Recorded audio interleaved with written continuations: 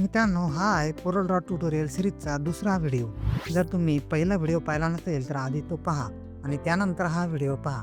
पहिल्या व्हिडिओची लिंक तुम्हाला वर आय बटनमध्ये दिसत असेल, तिथे क्लिक करून तुम्ही पाहू शकता. तसेच मी पहिल्या व्हिडिओची लिंक डिस्क्रिप्शनमध्ये सुद्धा ॲड केले आहे किंवा तुम्ही चॅनलमध्ये जाऊन सुद्धा पाहू शकता.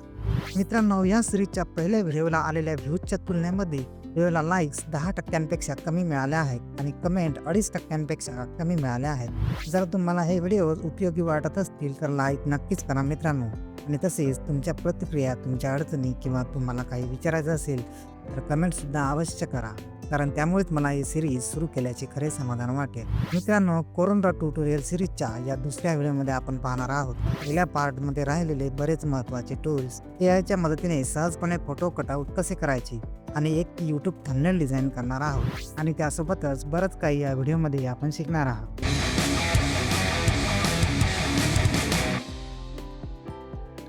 नमस्कार मित्रांनो, मी अनमोल, तुम्ही पाहतात मराठी युनिव्हर्स. चला तर मग सुरुवात करूया. सुरुवातीला आपण आधीच्या व्हिडिओमध्ये समाविष्ट नसलेले काही महत्त्वाचे टूल्स पाहणार आहोत. आधी आपण रेक्टँगल टूल घेऊन एक बॉक्स ड्रॉ करू. मित्रांनो, हा बॉक्स जर आपल्याला रोटेट करायचा असेल तर आपण पिक टूलने त्यावर क्लिक करू. आता बॉक्स सिलेक्ट झाला आहे. त्यानंतर पुन्हा त्यावर एक क्लिक करू. आता जे बॉक्सच्या चारही कॉर्नरमध्ये आयकॉन्स आले आहेत त्यावर क्लिक करून आपण त्या बॉक्सला आपल्याला हवे तसे रोटेट करू शकतो.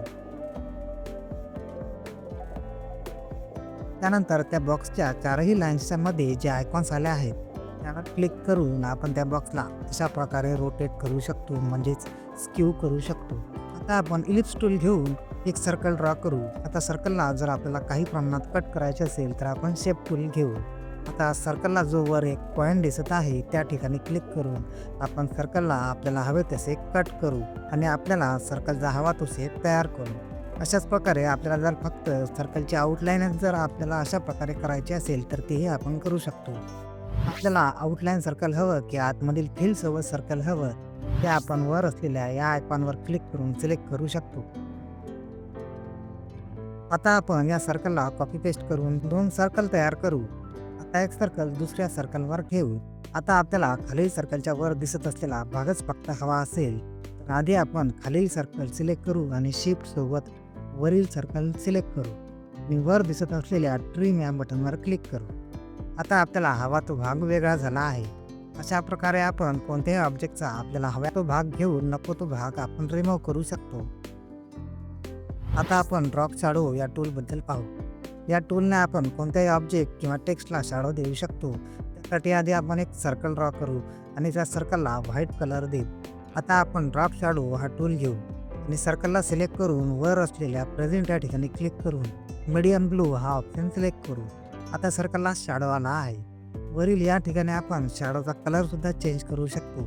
तसेच वरील कलरच्या जवळच या ठिकाणी क्लिक करून आपण शॅडोचा प्रकार बदलू शकतो. तसेच या ठिकाणी आपण शॅडोचे डार्कनेस कमी जास्त करू शकतो. तसेच त्या जवळच असलेल्या टूलने आपल्याला शॅडोची साईज कमी जास्त करता येते. त्यानंतर जर आपल्याला वरील सर्कल काढून टाकायचे असेल आणि फक्त शॅडोज हवी असेल त्यासाठी आपण आधी शॅडो सिलेक्ट करू आणि ऑब्जेक्ट मेनूमध्ये जाऊन ब्रेक ड्रॉप शॅडो या ठिकाणी क्लिक करू. आता हे सर्कल आपण मूव्ह करू शकतो आणि डिलीटसुद्धा करू शकतो. आता या शॅडोचा कलरसुद्धा आपण चेंज करू शकतो. आता आपण इंटरॅक्टिव्ह फिल टूलबद्दल पाहू. त्यासाठी आधी आपण रेक्टँगल टूल घेऊन एक बॉक्स ड्रॉ करू आणि त्याला गोल्डन येलो कलर देऊ. आता आपण इंटरॅक्टिव्ह फिल टूल घेऊ आणि कंट्रोल प्रेस करून त्या बॉक्सवर ड्रॅग करू. आता खालील पॉईंटच्या ठिकाणी आपण दुसरा कलर निवडू शकतो. खालील पॉईंट सिलेक्ट करून आपण या ठिकाणी लाईट येलो कलर घेऊ. अशा प्रकारे आपण या ठिकाणी बॅकग्राऊंडला आपल्याला हवे ते दोन कलर देऊ शकतो. त्यानंतर त्याच टूलद्वारे दोन पॉईंटच्या मध्ये असलेल्या आयकॉनवर क्लिक करून आपण दोन्ही कलर आपल्याला हवे तसे कमी जास्त करू शकतो. आता आपण पाहणार आहोत सर्कलच्या खाली असणारा पॉलिगॉन टूल. या टूलद्वारे आपण पॉलिगॉन ड्रॉ करू शकतो. या पॉलिगॉनला 5 कॉर्नर आहेत. या ठिकाणी आपण पॉलिगॉनचे कॉर्नर आपल्याला हवे तितके वाढवू शकतो. त्यानंतर शेप टूल घेऊन इथे पॉलिगॉनवर दिसणाऱ्या कोणत्याही पॉईंटवर क्लिक करून आपण सोबतच ड्रॅग करून आपण या पॉलिगॉनचा आपल्याला हवा तसा शेप करू शकतो. मित्रांनो, आता आपण एक यूट्यूबसाठी थंबनेल तयार करणार आहोत. त्यासाठी गुगलला जाऊन यूट्यूबच्या थंबनेलची साईज चेक करू. त्यानंतर कोरल ड्रॉमध्ये येऊन युनिट या ठिकाणी पिक्सेल निवडू आणि एक अंदाजे बॉक्स ड्रॉ करू आणि साईज या ठिकाणी एंटर करू. आता बॉक्स थंबनेलच्या साईजचा झाला आहे. यावरच आपण थंबनेल डिझाईन करणार आहोत. आता आपण थंबनेलचा मजकूर टाईप करून घेऊ. आता या थंबनेलसाठी गुगलला जाऊन एक बॅकग्राऊंड शोधू आणि त्याला कोरलड्रॉमध्ये इम्पोर्ट करू. पॉवर क्लिपद्वारे त्याला बॉक्सच्या आतमध्ये टाकू आणि त्या बॉक्सवर कंट्रोल क्लिक करून आतमध्ये जाऊन बॅकग्राऊंडला हवे तसे ॲडजस्ट करू. त्यानंतर बॉक्सच्या बाहेर कंट्रोल क्लिक करून आपण पॉवर क्लिपच्या बाहेर येऊ. आता उजव्या बाजूला आपल्याला एक फोटो ॲड करायचा आहे. या फोटोचे बॅकग्राऊंड एका AIच्या वेबसाईटद्वारे आपण कट करून घेणार आहोत. त्यासाठी गुगलला जाऊन फोटो रूम म्हणून सर्च करू. आलेल्या रिझल्टमध्ये पहिल्याच वेबसाईटच्या बॅकग्राऊंड रिमूव्हर या ठिकाणी क्लिक करू आणि या प्लस आयकॉनवर क्लिक करून तो फोटो ॲड करू. फोटोचे बॅकग्राऊंड आपोआप निघून जाईल. त्यानंतर खालील डाउनलोड या ठिकाणी क्लिक करून आपण डाउनलोड करून घेऊ आणि कोरलड्रॉमध्ये इम्पोर्ट करू. मित्रांनो, पहिल्या व्हिडिओमध्ये ज्या गोष्टी मी स्टेप बाय स्टेप सांगितल्या आहेत त्या या व्हिडिओमध्ये मी डायरेक्ट सांगत आहे. हे लक्षात ठेवा आणि त्याप्रमाणे तुम्ही सुद्धा स्टेप बाय स्टेप बघा. डायरेक्ट पुढचा पार्ट बघू नका. पहिल्या पार्टपासून बघाल तर तुम्हाला सर्व काही व्यवस्थित कळेल. मित्रांनो, या फोटोला आपल्याला या बॅकग्राऊंडच्या उजव्या बाजूला घ्यायचा आहे. पण आपल्याला त्या फोटोला एक जाड आउटलाईन हवी आहे. पण फोटोला आपण बॉक्स आणि सर्कल प्रमाणे आउटलाईन देऊ शकत नाही. त्यासाठी ती कशी द्यायची हे आपण पाहू. फोटो व्यवस्थित दिसावा यासाठी एक मोठा बॉक्स ड्रॉ करू. त्यानंतर त्यावर फोटो घेऊ. आता तो फोटो सिलेक्ट करून वरील ट्रेस बिटमॅप या ठिकाणी क्लिक करू आणि पिक ट्रेस हे ऑप्शन निवडू. आता त्या फोटोच्या वर एक नवीन फोटो ट्रेस झाला आहे. पिक टूलने बॉक्स ड्रॉ करून आपण ट्रेस झालेला फोटो सिलेक्ट करू आणि त्याला बाजूला घेऊ. त्यानंतर ओरिजिनल फोटो आपण बाजूला ठेवून देऊ आणि ट्रेस झालेला फोटो या ग्रीन बॉक्सवर ठेवू. आता हा ट्रेस झालेला फोटो म्हणजे खूप सारे ऑब्जेक्ट मिळून तयार झाला आहे. या सर्व ऑब्जेक्टला सिलेक्ट करून आपण ब्लॅक कलर देऊ आणि बिटमॅप मेनूमध्ये जाऊन कन्वर्ट टू बिटमॅप करू आणि ओके करू. आता ट्रेस बिटमॅपमध्ये जाऊन पुन्हा क्विक ट्रेस करू. आता हा स्टेप पुन्हा ऑब्जेक्ट तयार झाला आहे. नवीन ऑब्जेक्ट साईडला घेऊन आपण खालील बिटमॅप डिलीट करू. आता हे फोटोच्या साईजचं एक स्टेप ऑब्जेक्ट तयार झालं आहे. आता या ऑब्जेक्टला सिलेक्ट करून त्याला जाड आउटलाईन देऊ आणि आतील फिलला सुद्धा व्हाईट कलर देऊ. त्यानंतर फोटो या ऑब्जेक्टच्या वर घेऊ आणि व्यवस्थित ॲडजस्ट करू.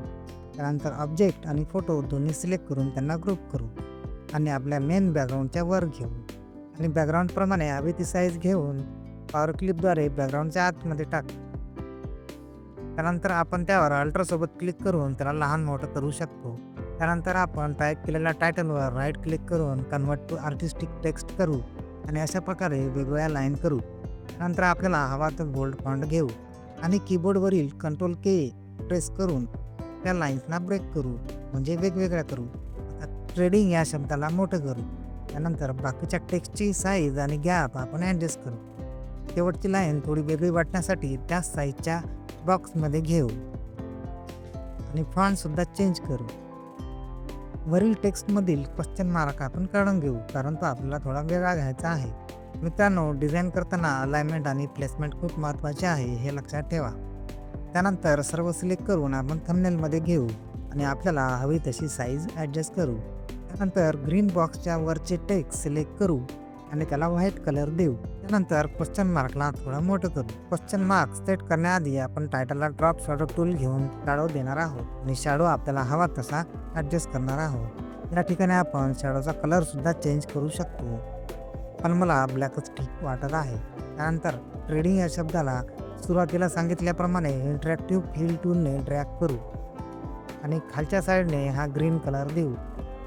सेम शेअर मार्केट या शब्दाला सुद्धा आपल्याला तसाच कलर हवा असेल तर आपण आधी शेअर मार्केट या शब्दाला सिलेक्ट करू.